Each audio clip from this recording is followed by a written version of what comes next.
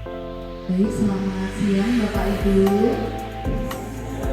Bagaimana kabar hari ini? Alhamdulillah sehat. Baik, sehat ye, sehat, bahagia, bahagia. Marilah sebelum kita memulai kegiatan pada siang hari ini, alangkah lebih baik kita berdoa terlebih dahulu. Sikap sempurna berdoa sesuai keyakinan dan kepercayaan masing-masing dipersilakan.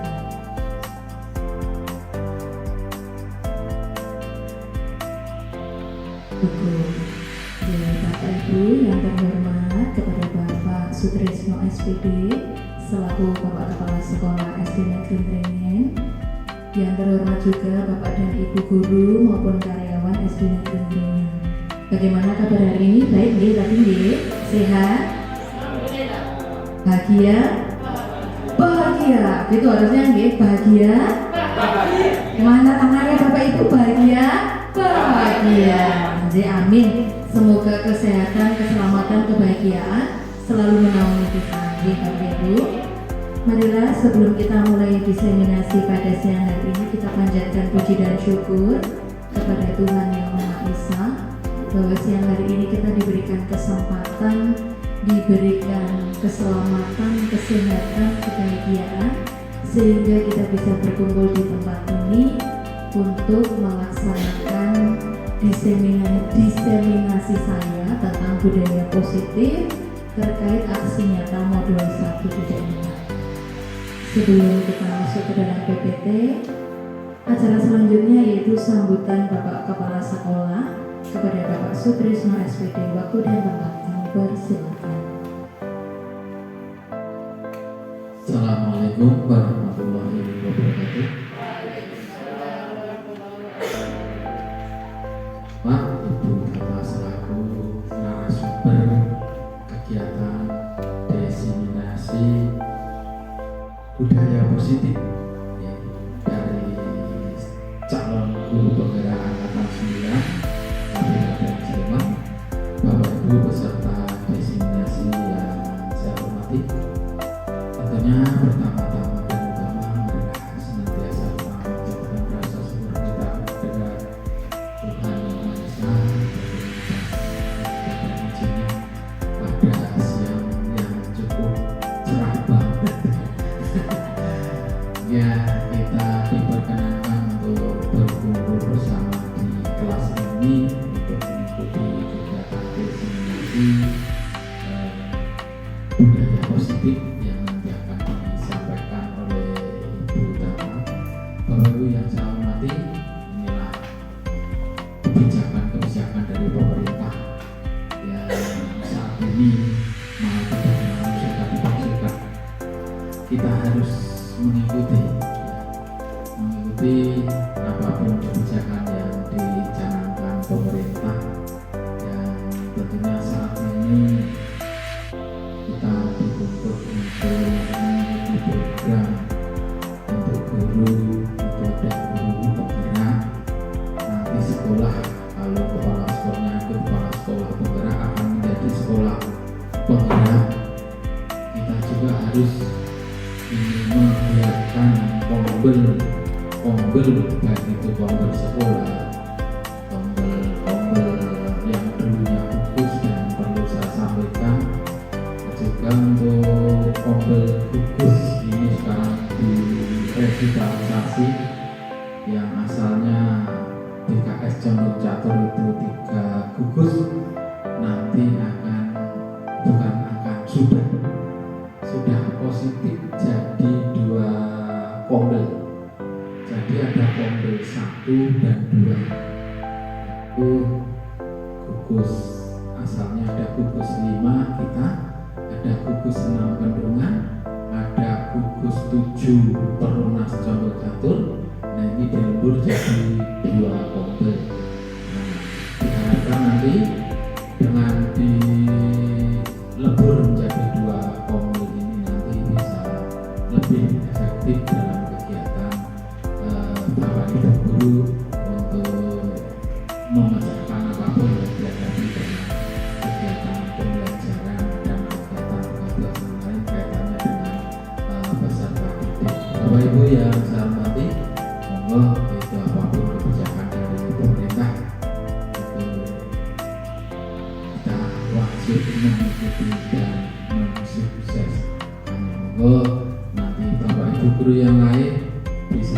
usul dari Bu Kakak maupun Bu Yati untuk nanti kedepannya untuk mengikuti seleksi menjadi guru penggerak. Pokoknya selalu belajar dan belajar, karena belajar itu tidak ada batasan usia, karena belajar itu adalah sepanjang itu saja Bapak Ibu yang bisa sampaikan pada kesempatan ini. Ada kurang lebihnya mohon maaf. Saya akhiri. Assalamualaikum warahmatullahi wabarakatuh. Terima kasih kami ucapkan kepada Bapak Sutrisno SPD atas sambutan yang diberikan. Bapak Ibu masih semangat? Masih, tapi soalnya masih. Kita tepuk semangat dulu ya.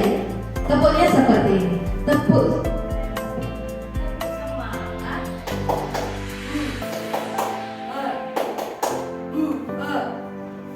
Sakit Bapak Ibu? Ya, keluarkan buahnya ya. Ya, kita coba ya. Nanti bunya pakai tangan kanan dulu. Bu, ha, baru seperti tadi ya. Bu, ha, ya. Tunjukkan semangatmu. Betul ya? Baik, tepuk semangat.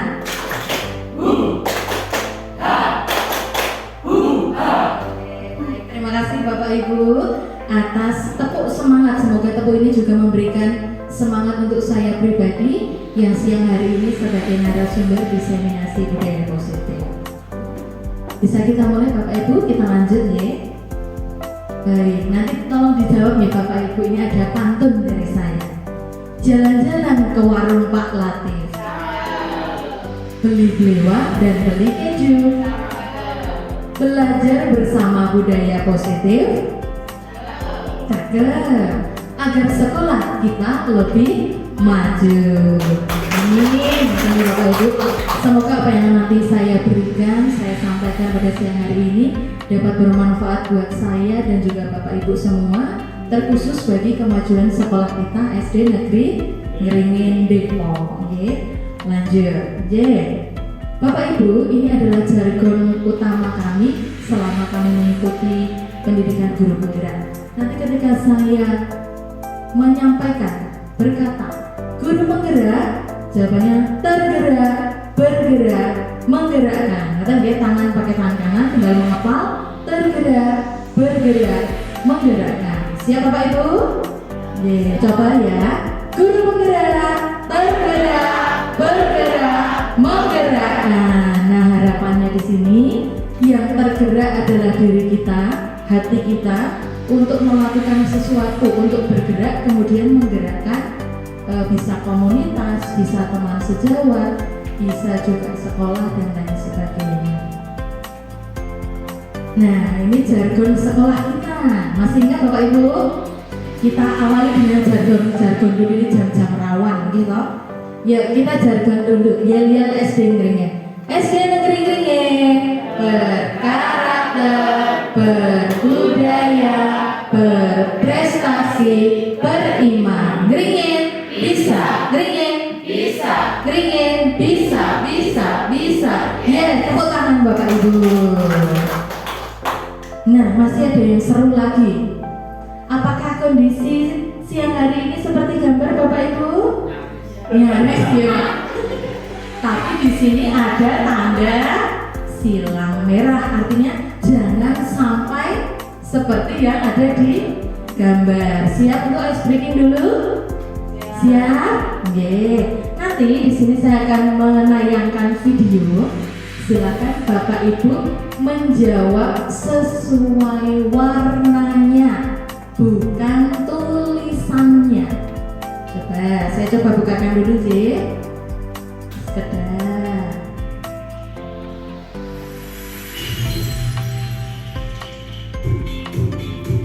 Mari Bapak Ibu fokus konsentrasi. Kita sebutkan warnanya, bukan tulisannya.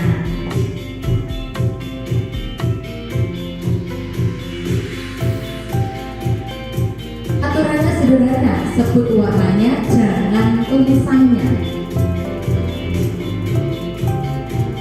Contoh, tulisannya kuning tapi dibacanya apa? Hitam, karena dia warnanya siap-siap.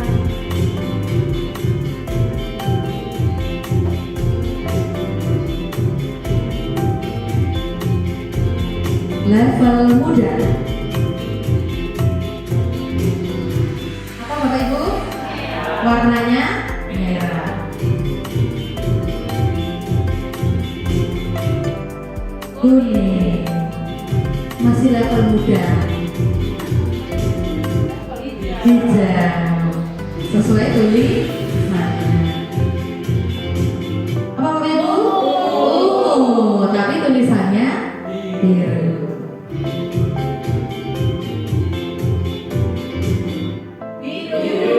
Sepersekian detik itu ya ada loadingnya dulu. Tulisannya pink tapi warnanya biru. Yang betul apa Bapak Ibu? Biru.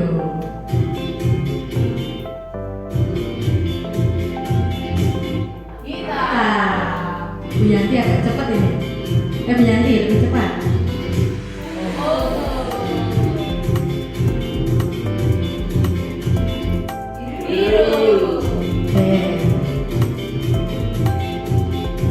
Level sedang harus lebih cepat.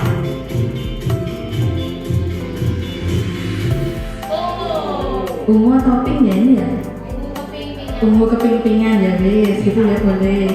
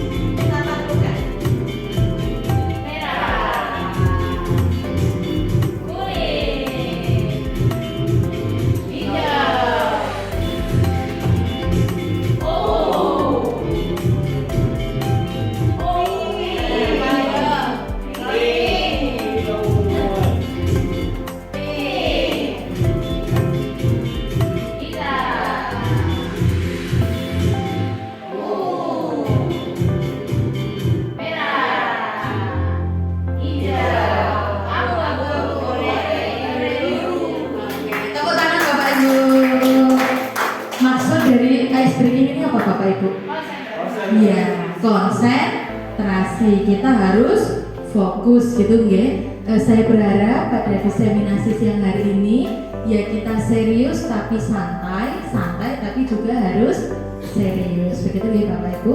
Boleh saya lanjutkan nggih? Baik Bapak Ibu, di sini ada judul budaya positif.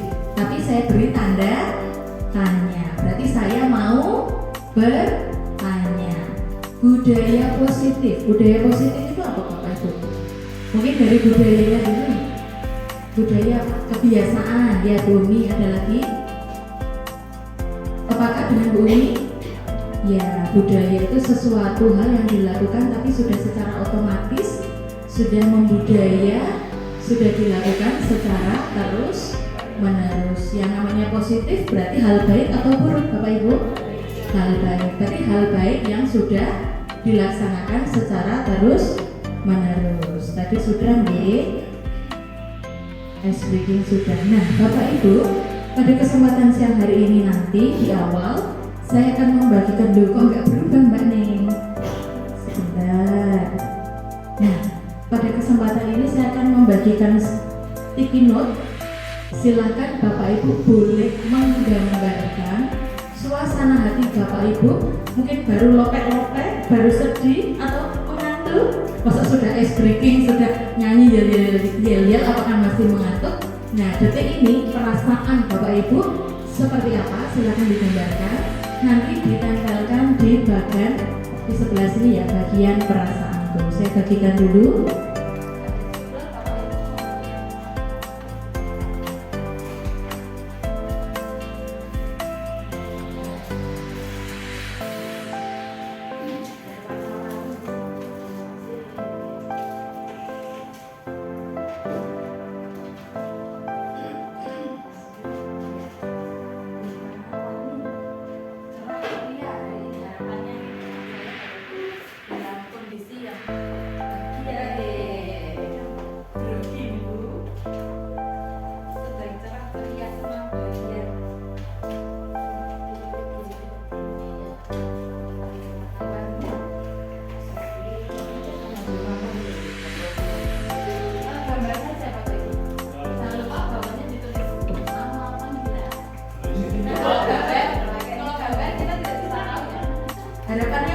Bapak Ibu, agar nanti di akhir saya bisa ngecek kembali bagaimana perasaan Bapak Ibu di awal dan bagaimana ketika nanti di akhir. Monggo yang sudah ditempelkan di sini.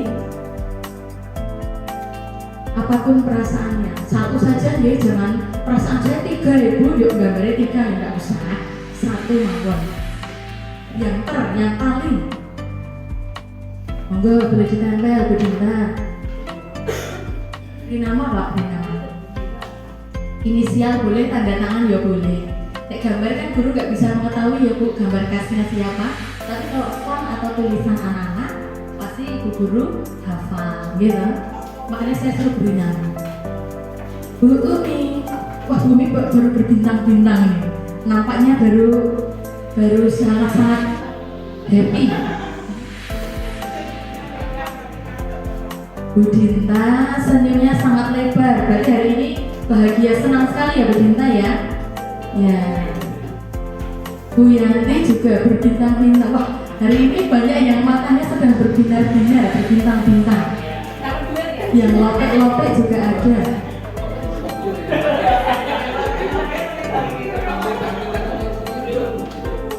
Kemudian Bu Dina happy, ada yang sampai tertawa terbahak-bahak, ada yang hanya senyum.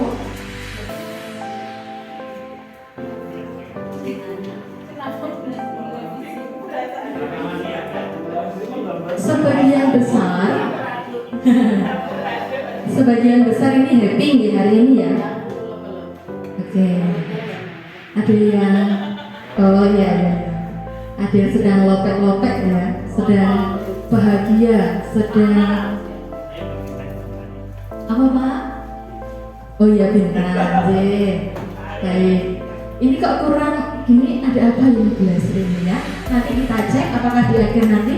Semoga senyumnya yang tipis menjadi senyum yang tebal, yang sumringah, gitu ya. Ini harapan saya nanti Bapak Ibu ketika di akhir nanti juga akan ada pohon harapan di sana, termasuk Bapak Ibu juga menyampaikan perasaan Bapak Ibu setelah mengikuti kegiatan ini. Semoga harapannya yang baru senyum nanti mulai kelihatan giginya, yang sudah kelihatan giginya ya tolong dipertahankan, gitu deh. Artinya yang sudah senang, sudah bahagia, silakan pertahankan itu, karena bagaimanapun kebahagiaan adalah kunci dari kesuksesan, kunci dari ibaratnya hidup kita ya Bapak Ibu. Kalau kita tidak bahagia terus mau ngapain ya kan? Kuncinya itu harus bahagia. Baik, sudah tertanggal semua ya Bapak Ibu, ada 10. J.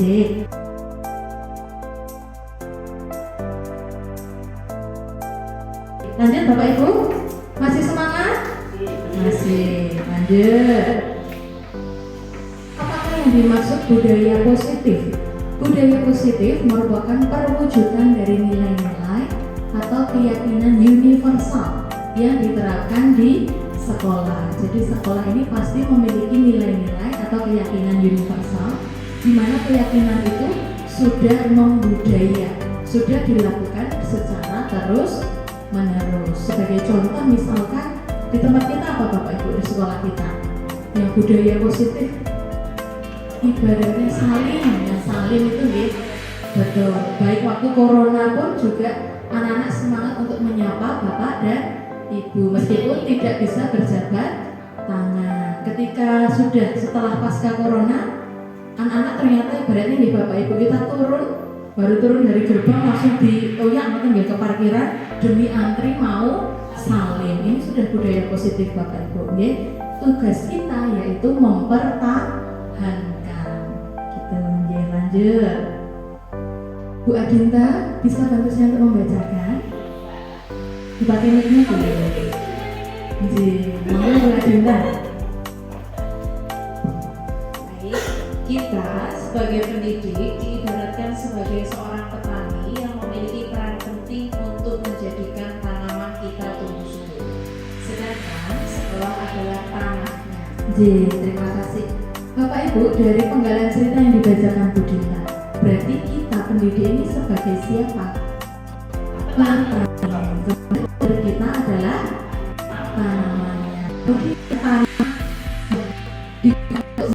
tanaman ini diibaratkan adalah sekolah. Jadi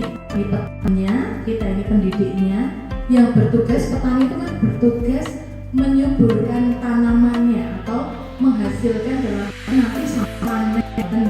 Nah ini siapa yang dipanen? Ya murid-murid kita yang siapa yang dipanen? Ibaratnya kalau buah yang dipanen yang busuk atau yang segar? Yang segar. Harapan kita sebagai petani ya kita memanen buah yang segar atau anak-anak yang memiliki budaya positif yang baik, karakter yang baik dan lain sebagainya. Kemudian sedangkan sekolah adalah tanahnya. Berarti selain kita menanam, kita memperhatikan tanamannya, kita juga harus memperhatikan tanahnya, kesuburan tanahnya. Jadi ya kita tuh sebagai tim di SD Negeri Gringin ini juga harus berkolaborasi dengan baik, memberikan humus-humus atau pupuk-pupuk terbaik bagi anak-anak atau bagi tanaman-tanaman kita. Ngoten nggih kurang lebih dari ibarat di cerita di depan ini. Lanjut. Guru harus mengusahakan sekolah menjadi lingkungan yang menyenangkan, menjaga, serta melindungi murid sehingga murid tumbuh dengan karakter yang baik. Bapak Ibu, pertanyaannya, apakah lingkungan sekolah kita sudah menyenangkan? Apakah lingkungan sekolah kita sudah menjaga dalam artian aman? Apakah juga lingkungan sekolah kita sudah memberikan perlindungan kepada murid sehingga murid memiliki karakter yang baik? Saya yakin kalau yang namanya karakter ya Bapak Ibu tidak sehari 2 hari, pasti memerlukan waktu yang cukup lama. Nah nanti pertanyaan-pertanyaan ini akan kita lihat, kita jawab melalui beberapa materi-materi yang nanti akan saya sampaikan.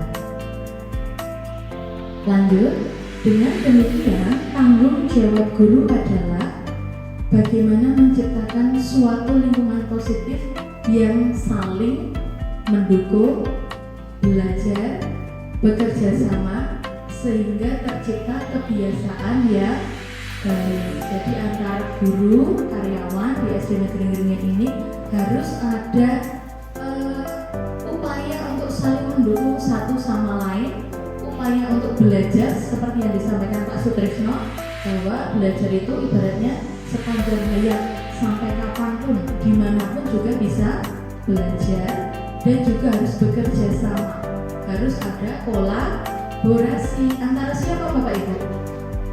Antara guru dengan guru bisa, apalagi guru dengan murid, terus dengan lingkungan sekolah, guru dengan bapak kepala sekolah, pokoknya semua warga sekolah harus bagaimana tadi? Kolaborasi. Lanjut, monggo dijawab Bapak Ibu.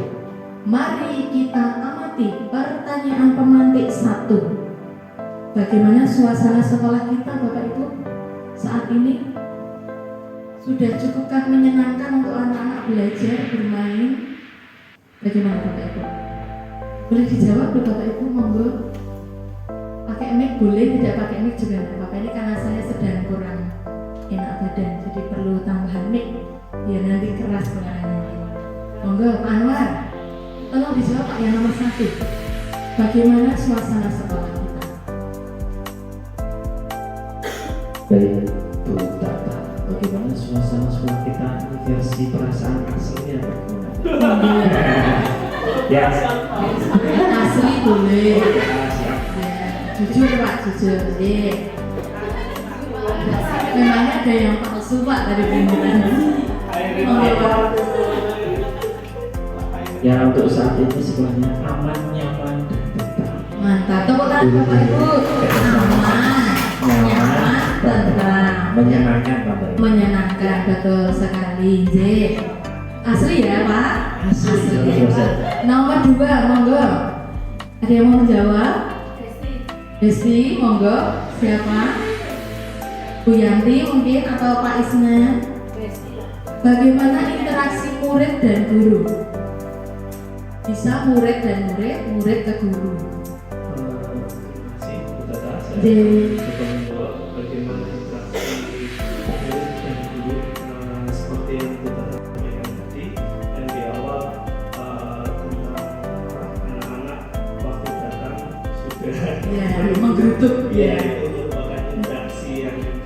baik ya, cukup baik anak-anak dengan guru, di mana murid itu sangat menghormati guru. Mungkin sebelumnya dan sekolah yang sebelumnya tidak gitu sekarang. Kalau seperti sekarang sangat lebih ke keluarga. Demikian juga dengan bapak ibu guru di sini sama-sama saling menghormati, saling menghargai, dan terciptanya pasti kerukunan ya, sehingga berasa sekali kekeluargaan ya di sini dari pertama saya masuk sampai sekarang juga bagaimana kita berkomunikasi, saling menghargai seperti itu. Terima kasih. Setuju Pak Isnan, saya juga merasakan hal yang sama. Kebetulan saya dan Pak Isnan ini dari sekolah lama yang sama ya Pak Isnan. Jadi momen anak-anak menggeruduk itu Bapak Ibu, itu sangat-sangat membuat kami seperti terpukau. Luar biasanya seperti budaya salim ini ternyata masih terjaga di SD Negeri Ngeringin. Yang ketiga, bagaimana guru saling bertegur sapa? Ada yang jawab? Bumi? Tidak usah pakai mic, gak apa-apa ya Bu? Ya, monggo. Atau nyuwun tolong Pak Isnan, mic-nya Pak Isnan. Ya. Antar guru boleh, dengan karyawan sudah tidak sama. Terima kasih Bu Tata. Pertanyaan yang nomor 3, bagaimana guru saling bertegur sapa di SD Negeri Ngeringin ini? Alhamdulillah komunikasi antar guru maupun dengan karyawan sudah cukup baik seperti yang disampaikan Pak Isnan tadi. Kita para guru dan karyawan tidak saling membeda-bedakan, tidak ada istilahnya gap antara satu dengan yang lainnya. Jadi saling menghormati dan menghargai. Jadi terjalin komunikasi yang baik antar guru.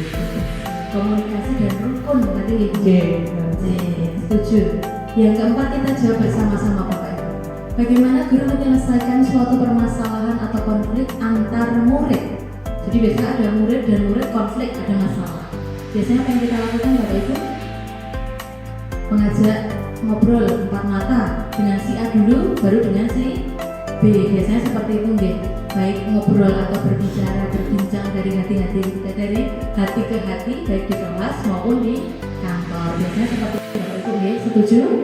Setuju. Kita lanjut. Menciptakan lingkungan positif menjadi budaya positif.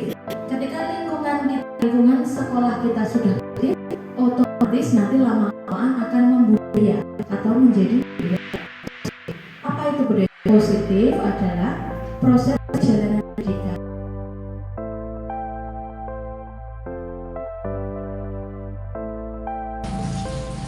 Baik, untuk slide selanjutnya yaitu suatu lingkungan yang aman dan nyaman akan memberikan murid kesempatan dan kebebasan untuk berproses belajar dan juga membuat kesalahan. Kemudian dari kesalahan itu murid akan belajar lagi sehingga murid dapat menerima dan menyerap suatu pembelajaran. Kita lanjut yaitu disiplin positif dan nilai-nilai kebajikan universal. Baik Bapak Ibu, silakan boleh mengepalkan tangan, boleh kanan, boleh kiri. Saya butuh bantuan, mungkin Buning, boleh maju ke depan Buning. Jadi silakan Bapak Ibu kepalkan tangan Anda. Bayangkan bahwa Anda sedang menyimpan sesuatu di tangan Anda. Boleh itu dalam bentuk benda, boleh emas, boleh uang, boleh kunci rumah, kunci mobil, kunci motor. Kemudian genggamlah sekuat tenaga Anda karena begitu pentingnya bagi kehidupan Anda. Buning, apakah saya boleh mencolek genggaman tangan ini? Boleh. Oke, tidak terbuka. Bolehkah saya sedikit memukul? Tidak terbuka. Boleh saya buka paksa? Kenapa tidak boleh Buning? Karena ini sangat berharga buat saya. Sangat berharga untuk Buning. Oke, tepuk tangan Bapak Ibu, terima kasih. Jadi ketika tangan kita ini berisi hal-hal yang berharga, Bapak Ibu boleh memiliki keputusan untuk membuka atau tetap menutupnya. Itu adalah kembali ke kontrol diri kita. Kita mau membuka, mungkin juga itu ketika dengan orang lain, dengan pasangan kita, siapa tahu boleh terbuka si genggaman tangan ini, karena tergantung dari mungkin isinya, privasinya, dan lain sebagainya. Betul nggih Bapak Ibu? Lanjut. Apakah Anda membuka kepalan tersebut Bapak Ibu? Tadi tidak nih, dari kuning tidak dibuka. Mengapa? Karena privacy, karena ini rahasia berharga untuk diri kuning. Yang kedua, apakah Anda tetap menutup kepalan tangan tersebut? Iya. Mengapa? Karena mungkin kuning tidak mengkhususkan barang berharga itu untuk saya ketahui atau saya mengerti atau saya lihat gitu ya kuning ya. Yang ketiga, dalam kegiatan ini siapakah yang memegang kendali diri kita sendiri? Mau dibuka atau mau ditutup itu saya yang berkuasa. Apa itu disiplin Bapak Ibu? Disiplin patuh, kemudian taat, itu ya. Disiplin itu adalah mereka yang bisa bertanggung jawab terhadap apa yang dilakukan, karena mereka mendasarkan tindakannya pada nilai-nilai kebajikan universal. Sebagai contoh, disiplin tepat waktu ketika berangkat kerja itu termasuk bentuk integritas dari diri kita. Kita tidak terlambat bukan karena karena ada aturan sebelum jam 7 harus sudah datang, tapi kita tidak terlambat atau datang tepat waktu karena mungkin ini menjadi teladan bagi murid-murid kita, agar murid-murid kita juga tidak terlambat. Ki Dewantara menyatakan di mana ada kemerdekaan, disitulah harus ada disiplin yang kuat. Sungguh pun disiplin itu bersifat self-disiplin, yaitu kita sendiri mewajibkan dengan sekeras-kerasnya, dan peraturan yang sedemikian itu harus ada di dalam suasana yang merdeka. Jadi disiplin itu berawal dari diri kita. Kita harus mewajibkan kedisiplinan diri kita sebaik-baiknya atau sekeras-kerasnya. Apakah ada Bapak Ibu dari masjid terdekat? Bukan. Oke, nanti saya diberitahu nih kalau dari masjid terdekat. Lanjut, murid yang merdeka syaratnya apa Bapak Ibu? 1. Disiplin diri, kontrol diri yang kuat. Yang kedua, memiliki motivasi internal. Yang terbaik adalah motivasi dari dalam diri. Merdeka di sini apa maksudnya?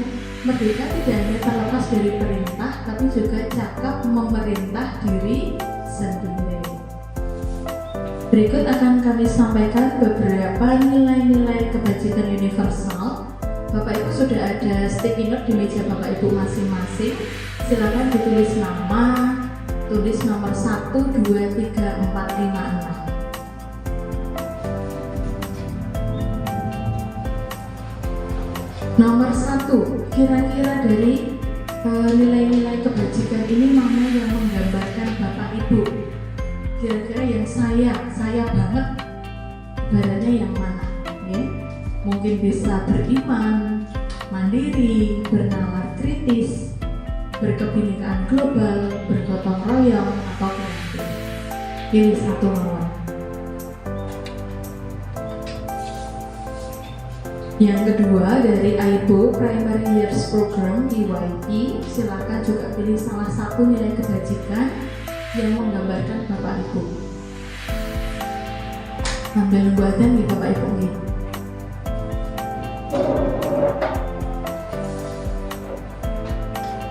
Sudah Bapak Ibu? Ya, kita lanjutkan nih. Untuk yang nomor 3 dari 9 pilar karakter, monggo mana yang menggambarkan Bapak Ibu? Ada kemandirian, kejujuran, toleransi, dan lain sebagainya. Dermawan, kreatif, percaya diri. Kita lanjut yang keempat. Dari kecil-kecil ya Pak Isnan. Petunjuk sumber hidup dan keterampilan hidup. Ada dapat dipercaya. Yang keterampilan hidup deh.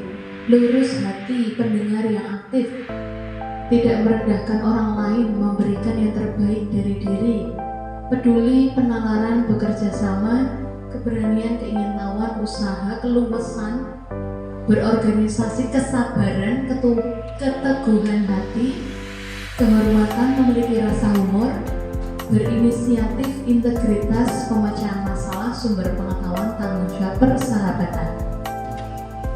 Sudah pilih Bapak Ibu? Yang kelima, the seven essential virtues. Katanya apa ya Bu?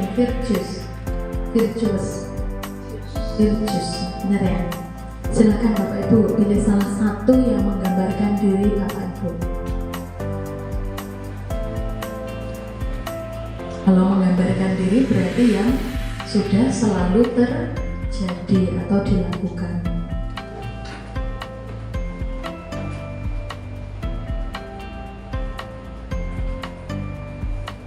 Yang terakhir, nomor 6 dari The Virtues Project atau proyek nilai-nilai kebajikan. Ada banyak yang tidak terlihat, mohon maaf ya, karena terlalu banyak kotak-kotaknya.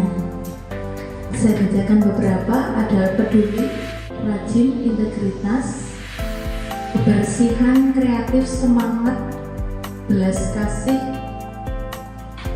kedamaian, keteraturan, lurus hati, toleransi, bersyukur, bijaksana, tanggung jawab, dan lain-lain. Kalau yang sudah boleh ditempelkan di kertas nilai kebajikan.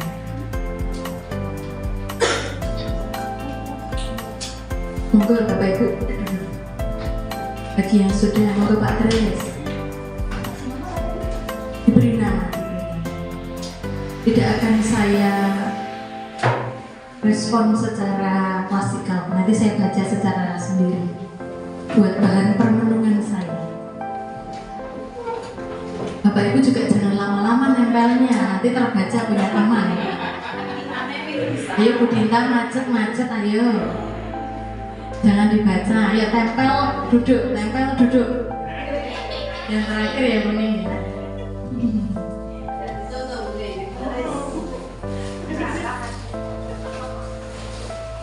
Oh enggak. Tinggal 3, Bu Umi, Kuning, Bu Dina. Terima kasih Bapak Ibu sudah menuliskan nilai kebajikan yang ada di diri pribadi diri sendiri. Saya mendoakan semoga nilai-nilai kebajikan, otomatis nilai-nilai positif yang sudah Bapak Ibu tuliskan ini semoga selalu lestari, semoga selalu ibaratnya bisa juga ditularkan kepada putra-putri Bapak Ibu atau yang baik di sekolah maupun yang ada di rumah. Nggih.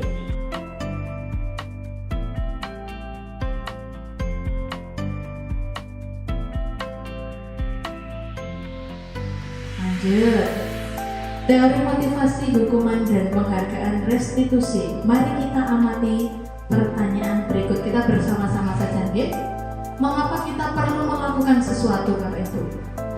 Ya karena kita ingin mendapatkan sesuatu. Jadi kita harus melakukan sesuatu. Saya lapar, saya ingin mendapatkan makanan. Jadi kita harus melakukan apa? Bisa mungkin ke dapur mengambil piring, nasi, lauk, pauk, makan. Atau mungkin zaman sekarang sudah tinggal Shopee Food, GoFood, dan lain sebagainya sudah datang. Nah, berarti kita melakukan sesuatu karena kita ingin mendapatkan sesuatu. 2. Apakah melakukan sesuatu karena ada dorongan? Dorongannya apa? Mungkin rasa lapar, atau mungkin kenapa Bapak Ibu harus datang tepat waktu ketika berangkat bekerja, biar absennya nggak merah, biar tidak ibaratnya seperti tidak tidak dimarahi oleh atasan mungkin. Nah, itu termasuk salah satu dorongan. 3. Pernahkah melakukan sesuatu karena ada hadiah, uang, pujian, dan dipuji? Pernah atau tidak? Mungkin terbersit dalam benak Bapak Ibu, aku harus melakukan ini mergo. Kenapa? Biar nanti dapat hadiah, dapat uang. Mungkin masa kecil juga ikut lomba-lomba atau di sekolah berprestasi, nanti orang tuanya menyediakan hadiah, itu mungkin bisa jadi. Atau sudah lupa kenangan masa kanak-kanak? Ya, nanti kurang lebih kita akan bahas. Motivasi perilaku manusia menurut Diana Gosen dalam buku Restructuring School Discipline. 1. Untuk hindari ketidaknyamanan atau hukuman. Jadi kenapa kita harus memiliki tadi nih Bapak Ibu? Nah ini loh, melakukan sesuatu ini loh. Melakukan sesuatu ya biar kita terhindar dari ketidaknyamanan. Ben aku ora dihukum, ben aku orang diseneni, atau mungkin dapat hukuman biar aku tidak dihukum tinggi. 2. Untuk mendapatkan imbalan atau penghargaan. Ya kok nek aku ki nek mangkat besok dhewe iki kok ono penghargaan dari atasan saya, diberikan ini, diberi uang atau apa gitu mungkin. Atau bisa juga untuk menjadi orang yang mereka inginkan dan menghargai diri sendiri. Jadi saya melakukan sesuatu ya karena diri saya sendiri. Saya ingin melakukan, memiliki keinginan karena untuk diri sendiri. Karena saya percaya apa yang saya lakukan itu baik untuk diri saya sendiri. Kira-kira dari 3 poin ini 1, 2, 3 yang mana Bapak Ibu? Yang terbaik, yang atas, tengah atau bawah?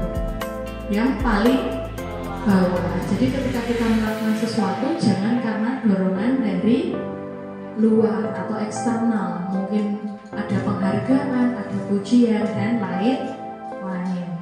Motivasi perilaku manusia 1, motivasi yang ketiga, jadi benar nggih?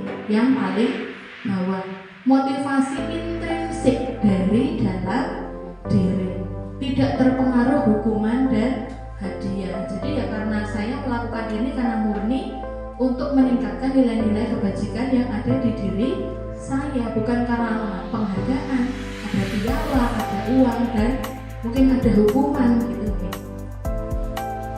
Hukuman atau konsekuensi, perbedaannya hukuman itu tidak terencana, tiba-tiba mak beduduk dihukum sesuatu. Murid tidak tahu apa yang akan terjadi karena tiba-tiba guru langsung menghukum.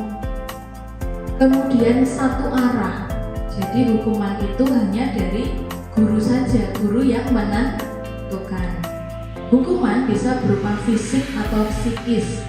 Tapi zaman sekarang sudah tidak boleh fisik ya Bapak Ibu. Tapi saya juga bukan manusia sempurna, kadang ya terucap beberapa kata yang kurang baik bagi pertumbuhan psikologis anak. Tapi itu menjadi bahan permainan saya untuk tidak melakukan lagi untuk memperbaiki diri. Kemudian apa itu konsekuensi? Konsekuensi itu sudah terencana, disepakati. Siapa yang menyepakati? Guru dan murid. Murid tahu apa yang akan terjadi. Murid itu tahu misalkan melakukan kesalahan ini, dia tahu apa yang akan terjadi setelah ini. Konsekuensi untuk diriku apa itu murid sudah tahu. Kemudian 2 arah atau melibatkan murid. Jadi ya guru dan murid bersama-sama untuk membahas beberapa kesalahan-kesalahan ini sering dilakukan, nanti konsekuensinya apa. Itu ada pembahasan dari guru dan murid. Jadi murid tahu, oh nanti aku tahu nanti aku melakukan kesalahan ini apa yang akan terjadi pada diriku, konsekuensi apa yang diberikan guru kepada aku itu tahu. Lanjut, diberikan secara terukur. Jadi misal sudah melakukan kesalahan terlambat, datang ke sekolah sebanyak 5 kali, nanti konsekuensinya misalkan menyapu atau ikut piket di kelas, misalnya seperti itu. Nah itu sudah ada pembahasan sebelumnya. Dihukum oleh penghargaan. Jadi menurut KON ini tindakan belajar itu sendiri adalah penghargaan sesungguhnya. Jadi Bapak Ibu kalau anak-anak belajar, anak-anak berproses itu penghargaan untuk mereka. Mereka jadi memiliki pengalaman. Kenapa penghargaan kurang efektif? Kurang efektif karena memang untuk jangka panjang.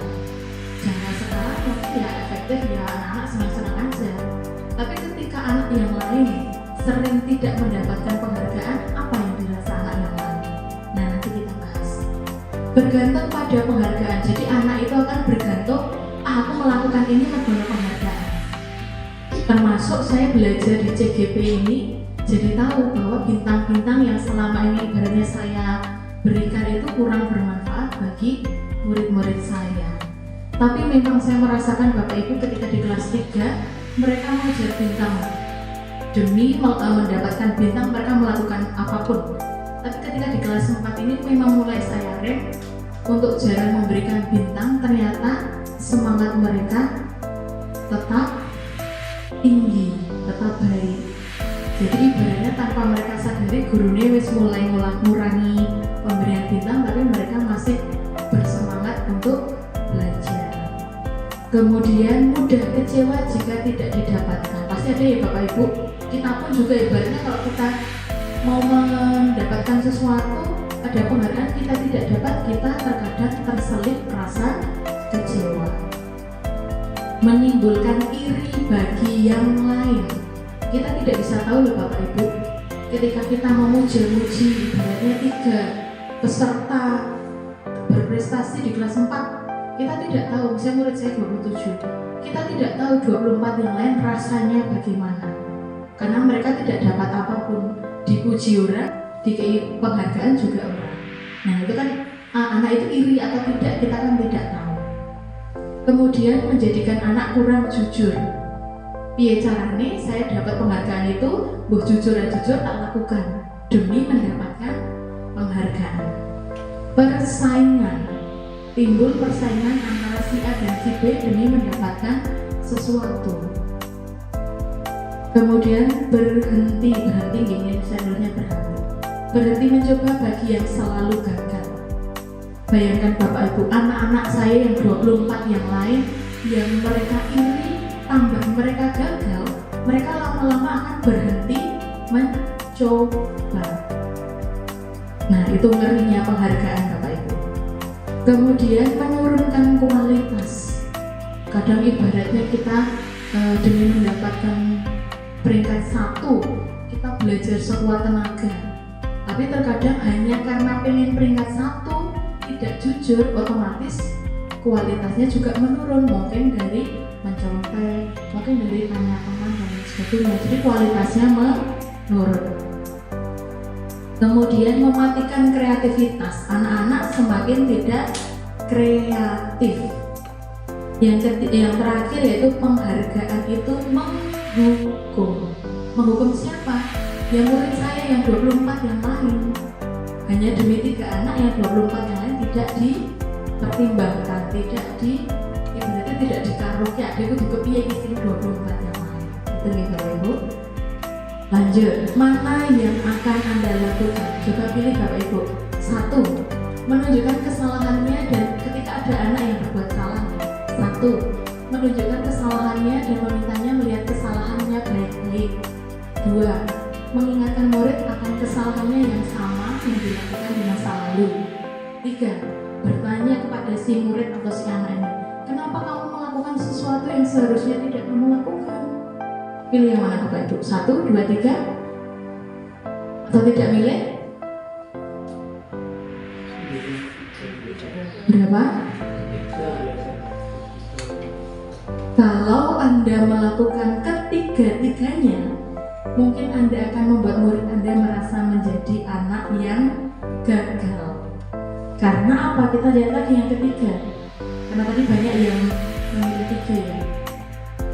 Ibaratnya kesalahan itu sudah terjadi, tapi kita harus menanyakan kenapa kamu melakukan itu, seharusnya tidak melakukan, harus terjadi ya enggak?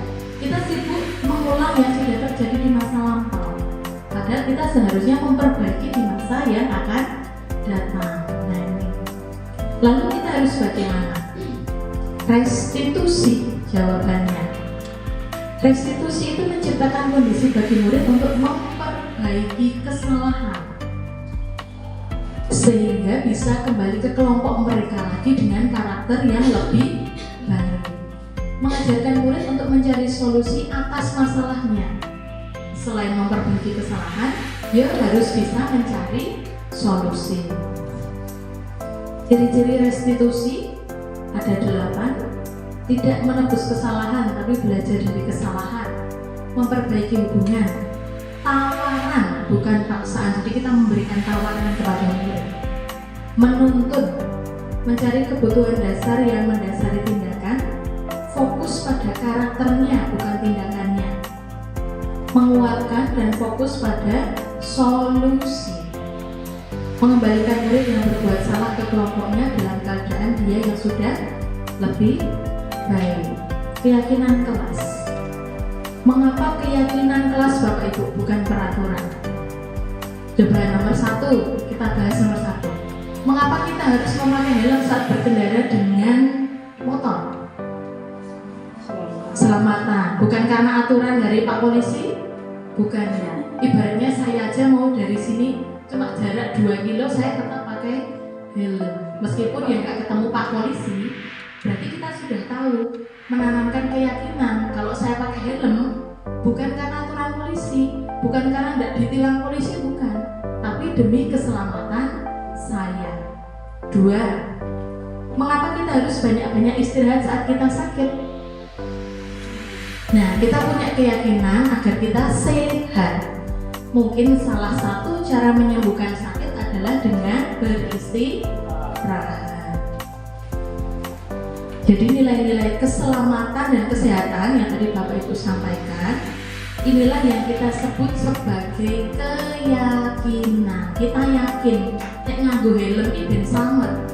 Nek loro, sakit, istirahat itu biar cepat sembuh. Kita meyakini itu. Pembentukan keyakinan ini ada 7, bersifat abstrak, pernyataan-pernyataan universal, dibentuk dalam kalimat positif, tidak terlalu banyak dapat diterapkan. Pembuatan keyakinan melibatkan semua warga kelas karena di sini posisi kita guru kelas nih. Yang ketujuh, keyakinan kelas harus ditinjau dari waktu ke waktu. Di kelas saya di sini ada aturan kelas, namanya masih aturan atau peraturan, tapi tidak saya sangka ternyata kalimat-kalimat yang saya gunakan adalah kalimat-kalimat yang positif. Misal, jangan terlambat datang ke sekolah. Kalimat positifnya datang tepat waktu. Nah ini beberapa, ada 10, tapi ini juga terlalu banyak ya. Kadang anak-anak yang nggak hafal, gurunya juga tidak hafal. Kemarin saya membuat kesepakatan kelas ini juga melibatkan murid-murid. Monggo Bapak Ibu dijawab, peraturan atau keyakinan. Nomor 1, jangan berlari di kelas atau koridor. Peraturan atau keyakinan? Peraturan. Mengapa peraturan? Ya, kalimatnya negatif, ada kata jangan. Kalau dipositifkan berarti bagaimana? Berjalan di kelas atau di koridor. 2, selalu berbuat baik. Keyakinan sudah positif ya dari kata-katanya. 3, jangan mencoret-coret fasilitas sekolah. Peraturan. Keyakinannya? Peliharalah fasilitas sekolah. 4, menghormati orang lain. Keyakinan. Lanjut, kebutuhan dasar manusia dan dunia berkualitas. Di sini ada cerita Bapak Ibu. Ibu Ambar, guru kelas 2 SD Pelita Hati, sedang bingung. Kenapa? Karena muridnya yang namanya Doni ini dia meminta bekal makan siang milik teman-temannya. Akhirnya teman-temannya mengadu ke Ibu Ambar. Pertanyaannya, jika Anda Ibu Ambar, apa yang akan Anda lakukan? Dilapori sama murid-murid bahwa si Doni itu sering mintain bekalku Bu, gitu, menghabiskan bekalku. Kalau jenengan menjadi Ibu Ambar, apa yang kalian, Bapak Ibu lakukan? Menegur Doni? Menasihati Doni? Memarahi Doni mungkin? Apa Bapak Ibu? Mencari penyebabnya. Menurut Anda, apa kira-kira alasan Doni melakukan itu? Lapar, apalagi? Pengen. Nah, kita lihat Bapak Ibu. Jadi seluruh tindakan manusia itu semuanya pasti memiliki tujuan. 5 kebutuhan dasar manusia: bertahan hidup, kasih sayang dan rasa diterima, kebebasan, kesenangan, penguasaan. Nah, kita lihat kasus Ibu Ambar dan Doni tadi. Bertahan hidup, kebutuhan yang bersifat fisiologis untuk bertahan hidup seperti kesehatan, rumah, makanan, pakaian, dan lain-lain. Doni alasannya bisa jadi ini. Doni kelaparan, tidak membawa bekal. Bisa tidak itu alasannya? Bisa. Nah, yang dilakukan Doni itu yaitu bertahan hidup. Daripada perutku sakit, perutku lapar, ya sudah aku minta bekal teman. sayang dan rasa diterima, kebutuhan yang bersifat psikologis, menerima dan memberi kasih sayang, kebutuhan untuk tetap terhubung dengan teman, keluarga, pasangan, dan lain-lain. Nah ini, mungkin kalau si Doni ini punya kebutuhan kasih sayang dan rasa diterima, alasannya kenapa? Dia melakukan itu agar gurunya nanti melaporkan ke orang tua. Oh, anakku ini jebul lapor toh, ya wis aku tak memberi atau menyiapkan bekal. Berarti kan itu bentuk kasih sayang orang tua kepada anaknya.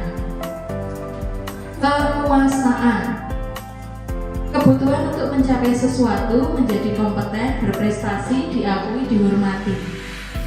Yang dilakukan Doni tadi mungkin takut, mungkin itu alasannya Doni kenapa kok nyomot-nyomot makanan temannya.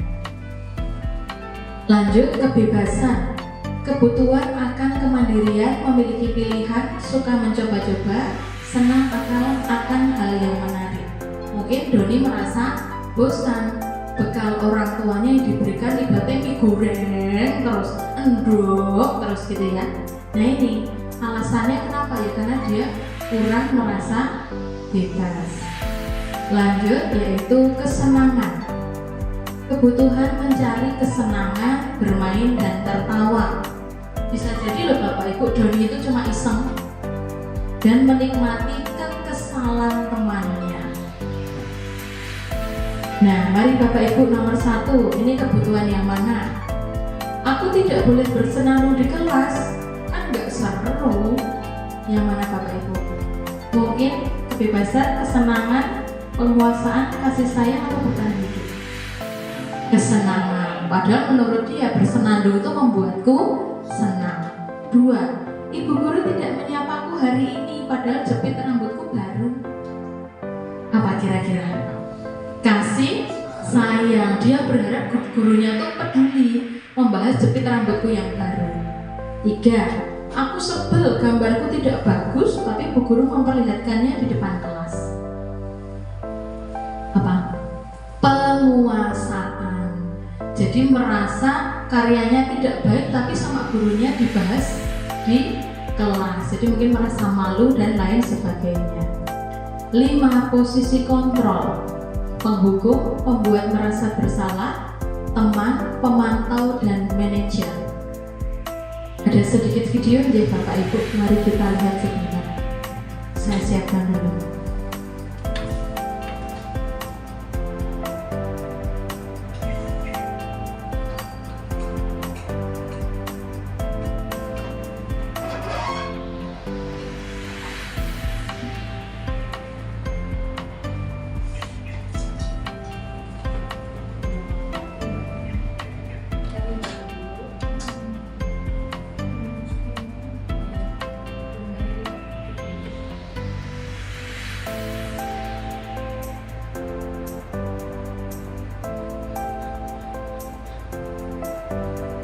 Ini nanti akan dipaparkan 5 posisi kontrol.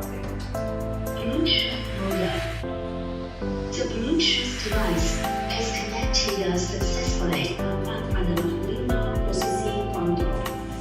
5 posisi kontrol dalam persekusi adalah proses kerja posisi tersebut. Mari kita saksikan kasus menarik yang Jadi cara membedakan posisi kontrol kelima. posisi kontrol dalam menghadapi masalah tersebut.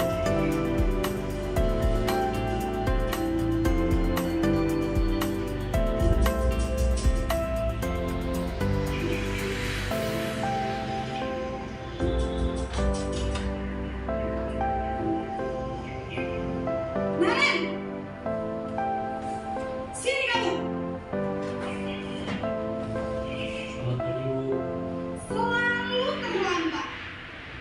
Kamu deh pasti terlambat. Yang dari kata-katanya nih, menghukum, menyalahkan satu arah. Apa coba? Alasan kamu apa lagi? Kapan sih kamu tidak terlambat? Malah sekali ya kamu jadi anak. Nah, judgment, mengejudge anaknya, muridnya. Kapok sih kamu. Sudah berapa kali terlambat? Sana, kamu keliling lapangan basket 2 kali. Tiba-tiba diberikan hukuman. Kenapa?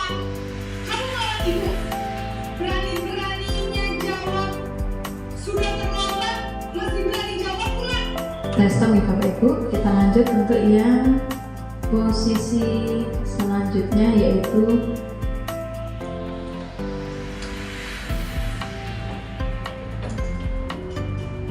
membuat merasa bersalah. Kita menyalah-nyalahkan anak itu, seolah-olah kita ngomongnya halus, tapi kita tuh menyalahkan si anak. Kita bedakan dari kalimat gurunya.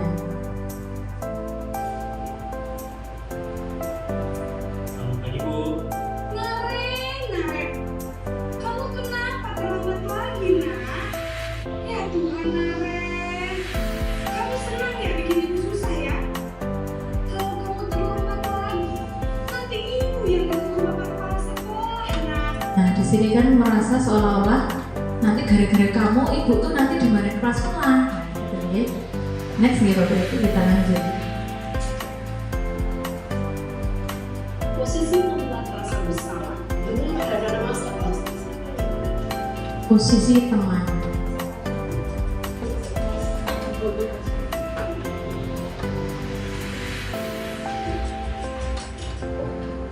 Ini ketika guru memposisikan sebagai teman. Terkadang kita pilih itu ya Bapak Ibu, tapi ternyata itu juga kurang baik. Wah, sudah jasa apa ini, nak? Bahasa yang digunakan seperti teman, pakai sayang-sayang dan lain sebagainya. Karena dia SMA gitu. Kamu malah menyalahkan ibu. Terus agak sambil senyum, jadi kurang tegas antara ini gurunya mau marah atau mau bagaimana.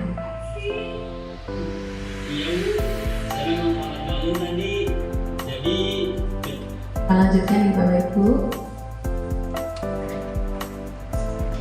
Ini posisi sebagai Hingga lain waktu kemudian bisa pemantau atau monitor. Jadi guru sebagai pemonitor.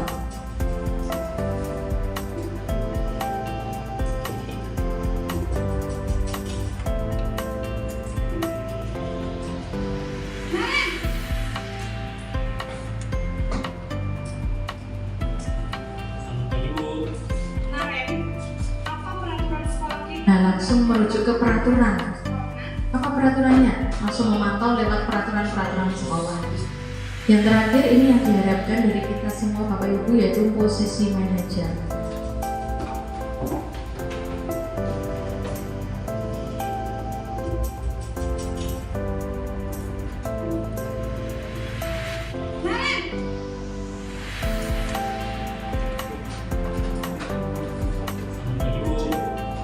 Selamat pagi, Naren. Lebih tegas. Ya, sekolah masuknya jam 7, sekarang sudah jam 7.20. Jadi sekarang bagaimana ya? Menawarkan solusi. Jadi terus mau bagaimana? Menanyakan alasan kenapa. Keyakinan sekolahnya kemana ya? Mengembalikan ke keyakinan sekolah yang sudah disepakati bersama. Jadi seperti itu ya Bapak Ibu, kurang lebih gambarannya. Kita lanjutkan.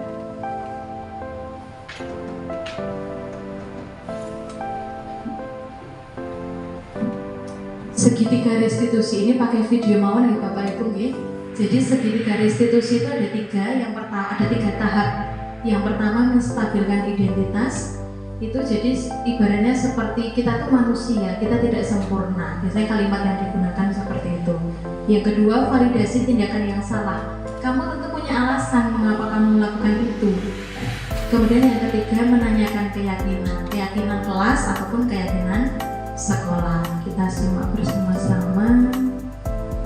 Untuk yang ini segitiga restitusi tugas saya kemarin Pak Ibu.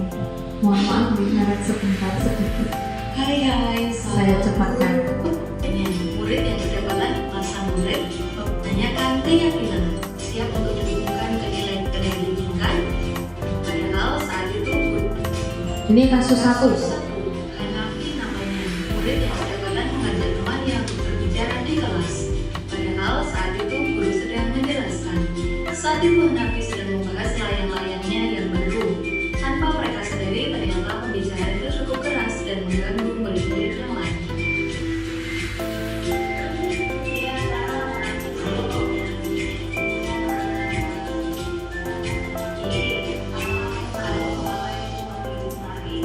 jadi pertama menanyakan dulu, kamu tahu nggak kenapa ibu memanggilmu kemarin?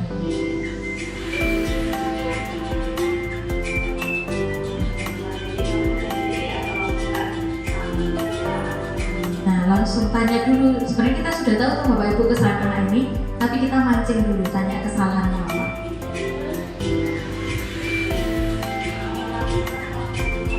Kita tanyakan, senang tidak melakukan kesalahan ini? Menyesal tidak?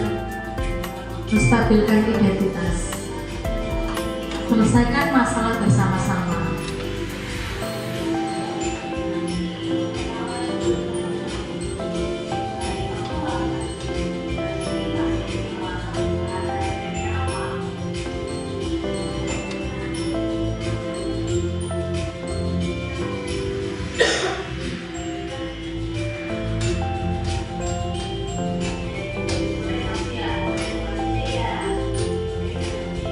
Validasi tindakan yang salah.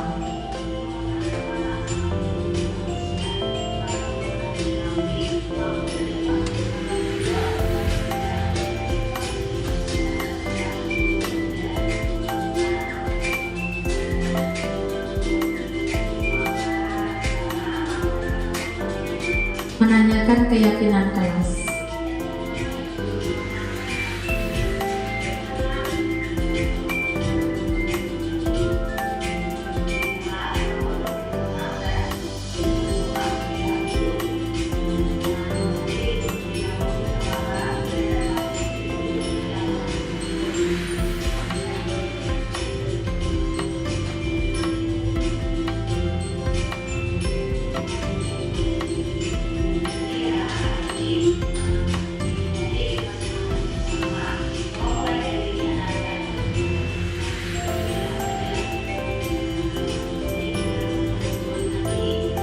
Jadi kurang lebih seperti itu ya Bapak Ibu untuk menerapkan segitiga restitusi. Terakhir Bapak Ibu sebelum mundur, mohon maaf agak mundur, kita merefleksikan apa yang sudah kita lakukan hari ini Bapak Ibu.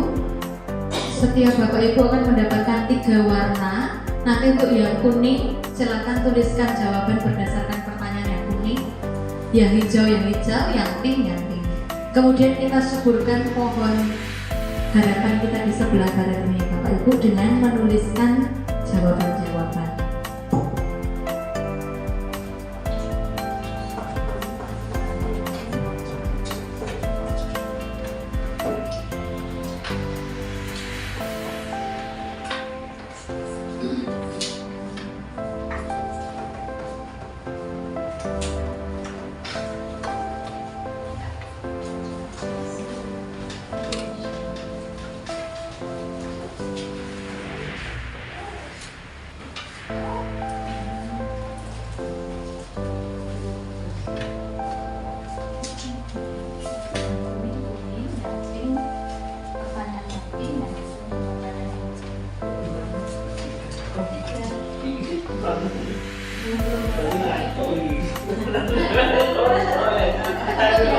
Silakan ditulis perasaan Anda selama mengikuti kegiatan ini. Saya harap perasaannya masih sama ya Bapak Ibu. Untuk Bu Lastri nanti ya, Bu Lastri saya lihat, saya saja yang lihat. Lanjut yang hijau, silakan diisikan jawaban atas pertanyaan pengetahuan apa yang didapat setelah mengikuti kegiatan ini. Untuk yang warna pink, jambon gitu ya, jawabannya jambon merah muda. Silakan ditulis jawaban untuk pertanyaan apa rencana Anda ke depan setelah mengikuti kegiatan ini. Bagi yang sudah, boleh diletakkan di pohon harapan kita ini yang gersang ini. Semoga dengan perasaan, pengetahuan, dan rencana Bapak Ibu ke depan, semoga pohon ini tumbuh menjadi subur dan juga tercapai apa yang Bapak Ibu harapkan. Amin. Sudah ada talinya Bapak Ibu, tinggal mencantolkan ke depan.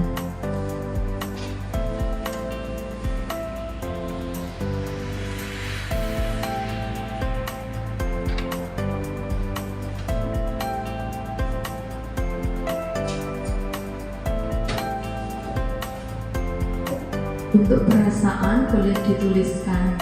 Kalau yang tadi di awal digambarkan. Monggo Pak Tris, kalau sudah paling atas Pak. Semoga harapannya paling tinggi menjulang ke angkasa. Amin. Monggo Bapak Ibu yang lain bisa disuburkan, dilebatkan daun-daun dari pohon harapan kita.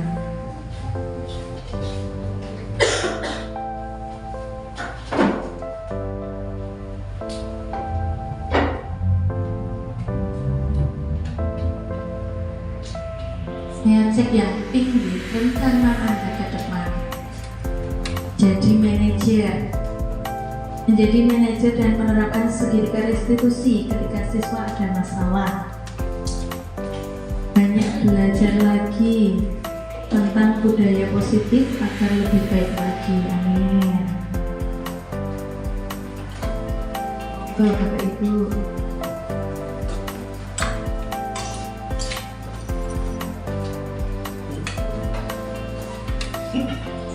Sambil menunggu Bapak Ibu yang lain, tolong dijawab ya Bapak Ibu. Tadi di awal saya buka dengan pantun, di akhir juga saya tutup dengan pantun. Sambil menulis, sambil cakep, gitu ya Bapak Ibu.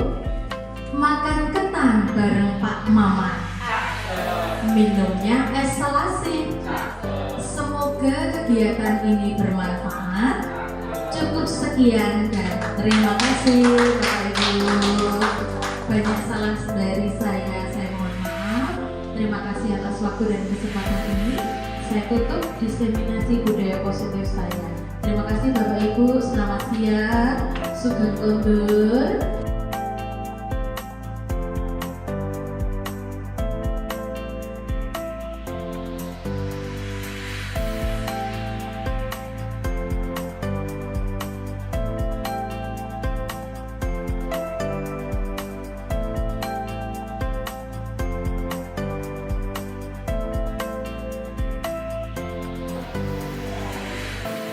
Baik, selamat pagi anak-anak. Gimana kabar kalian hari ini? Sehat? Sudah berdoa atau belum? Sudah ya, dipimpin dari sudah berdoa, sudah nyanyi Indonesia Raya, sama sudah Pancasila. Baik, nanti pagi ini anak-anak akan membuat keyakinan kelas bersama dengan Bu Tara. Nanti setiap anak akan mendapatkan satu sticky note.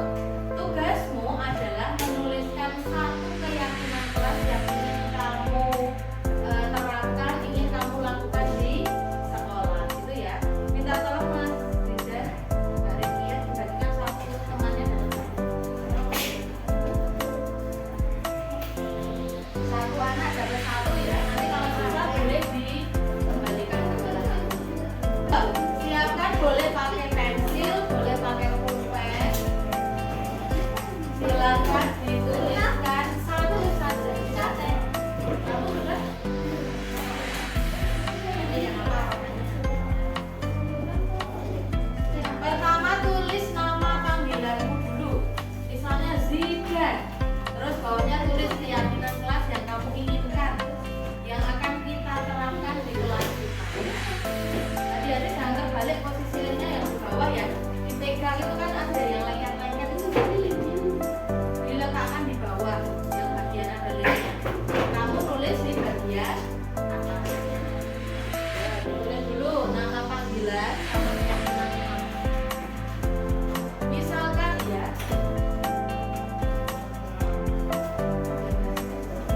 yang ada lemnya yang atas ya, yang ada lemnya yang atas. Kan nanti ditempel biar tulisannya tidak. Misalkan, Bu, saya ingin kalau misalkan mau berangkat sekolah jangan sampai terlambat. Ya, jadi kamu tulis keyakinannya dulu yang kamu ingin. Satu saja. Ya. Boleh, misalkan mau pakai saya ingin atau langsung apa keyakinannya sebenarnya. Apa Jawas? Ada masalah? Hanya yang di belakang. Nama panggilan, jangan lupa nama panggilan.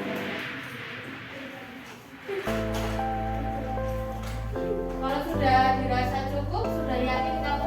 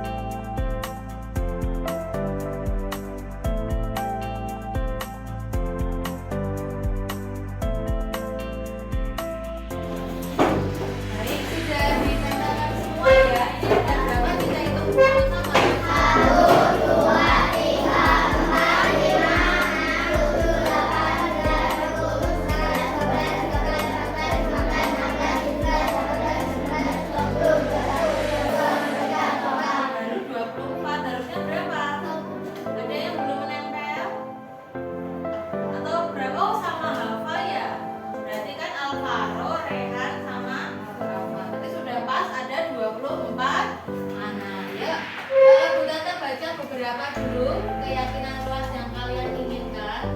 Dilarang rame, datang tepat waktu, memakai seragam sesuai jadwal, tidak berkata kasar, dilarang mengejek nama orang tua, melaksanakan piket, dilarang beli mainan. Nah, dari 24 keyakinan yang kamu inginkan ini ternyata masih ada beberapa kalimatnya negatif. Negatif itu contohnya menggunakan kata jangan, contoh atau dilarang. Misalkan dilarang rame, berarti kalimat positifnya apa? Apa? Tidak rame juga negatif. Dilarang rame, kebalikannya rame apa? Tenang. Berarti harus bagaimana? Tenang ketika di dalam kelas, atau mungkin tenang ketika belajar di kelas. Terus kalau berbicara jangan teriak-teriak, jangan teriak-teriak. Berarti harus bagaimana kalau ngomong? Ya, berbicaralah yang